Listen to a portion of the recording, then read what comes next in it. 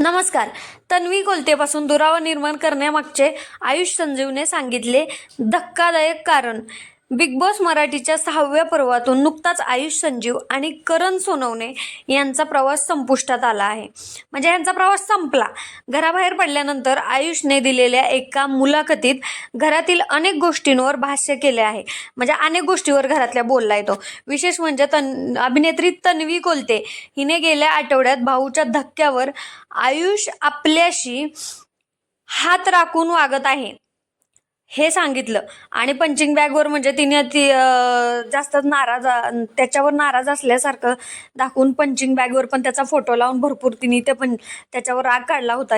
पण खरं तर तन्वी कोलते पहिल्या आठवड्यातच वाईट खेळत होती बरं का. नाहीतर नंतर ती खरं तर ती इंडिव्हिज्युअल खेळायला लागले तिचं तर हात राखून वागत असल्याचे म्हणत नाराजी व्यक्त केली होती. आत्ता घराबाहेर आल्यावर आयुषने तन्वीपासून दूर जाण्यामागचे आणि तिच्याशी अबोला धरण्यामागचे खरे कारण स्पष्ट केले आहे. आयुषने दिलेल्या माहितीनुसार सुरुवातीच्या काळात बिग बॉसच्या घरात तन्वी आणि त्याची मैत्री खूप घट्ट होती.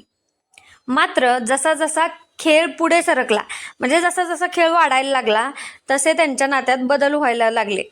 याबाबत स्पष्टीकरण देताना आयुष म्हणाला की मी जाणीवपूर्वक म्हणजे मी जाणून बुजून म्हणतात ना, जाणून बुजून केल्यासारखं मी जाणून बुजून तिच्या मैत्रीतून काढता पाय घेतला होता. म्हणजे तिच्या मैत्री ठेवायची नाही असं त्याला वाटत होतं पहिल्यापासूनच. जेव्हा आमची मैत्री झाली तेव्हा माझ्या घरात इतरही अनेक मित्र होते असा आयुष बोलतोय बरं का. आमची बाल्कनी गँग, आता त्याची कुठली बाल्कनी गँग होती काय माहिती नाही. कधी बाल्कनी तेवढा दिसत नाही किंवा दिसलेला पण दिसत नाही. आणि त्याला इंजुरी झाल्यामुळं तो सतत म्हणजे झोपून असल्यासारखा पण होता. तो एवढा दिसलाच नाही आहे बरं का पण शोमध्ये. आणि इतर सदस्य माझ्याशी चांगले वागत होते.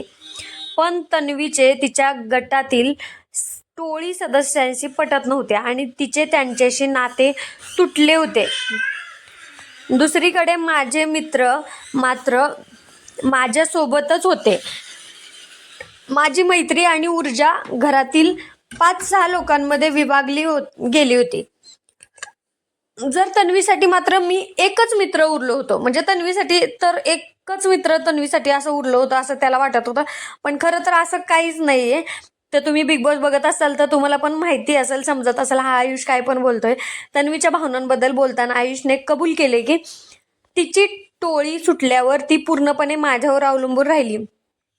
अरे कधी आयुषवरती अवलंबूनच राहिली नाही. तिने टोळी सोडली की ती स्वतः इंडिव्हिज्युअल झाली. पंचिंग बॅग टास्क दरम्यान मला जाणवले की माझ्यासाठी तिच्या भावना इमोशनल इंटेन्सिटी खूप जास्त वाढल्या आहेत. मग एखादा माणूस जर मैत्रीत कनेक्ट होतो तर थोडा इमोशनल पण कनेक्ट होतोच. त्या तुलनेत माझी इंटेन्सिटी तेवढी नव्हती. त्यामुळे मला तिला हे स्पष्ट करायचे होते की तू माझ्याकडून ज्या अपेक्षा ठेवत आहेस त्या मी पूर्ण करू शकत नाही. कारण माझे इतरही मित्र आहेत आणि मला तिथेही वेळ द्यावा लागतो. अरे मग ती असं कुठं बोलली की फक्त बोलली होती का तरी की फक्त माझ्याशीच मैत्री ठेवून माझ्या जवळ येऊन बसन, माझ्याजवळ माझ्याशीच बोलला पाहिजे ना, असं कधीच ती बोलली नव्हती. खरं तर तन्वी हे कॅरेक्टर ना खरंच खूप छान आहे बरं का. पुढे बोलताना आयुषने अतिशय फिल्मी अंदाजात आपल्या निर्णयाचे समर्थन केले. तो म्हणाला, जसे आशिकी 2 चित्रपटात हिरो शेवटी हिरोईनच्या चांगल्यासाठी तिच्या आयुष्यातून निघून जातो तसाच विचार मी केला.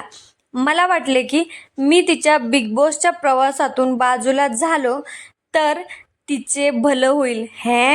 हे काहीतरी त्याला वेगळंच वाटतंय बरं का. कारण असं काही नाही आहे. तन्वी खेळात पण उत्तम आहे. स्वयंपाक पण ती उत्तम बनवते आणि घरात वावरही तिचा एकदम छान आहे. आणि झालेही तसेच. मी दूर झाल्यावर तिला तिचा नवीन ग्रुप मिळाला. राकेश दादा, दीपालीताई यांच्यासोबत तिची चांगली मैत्री झाली. मी मैत्री तोडल्यामुळे तिला तिची हक्काची माणसं मिळाली आणि एक नवीन काटा ग्रुप तयार झाला.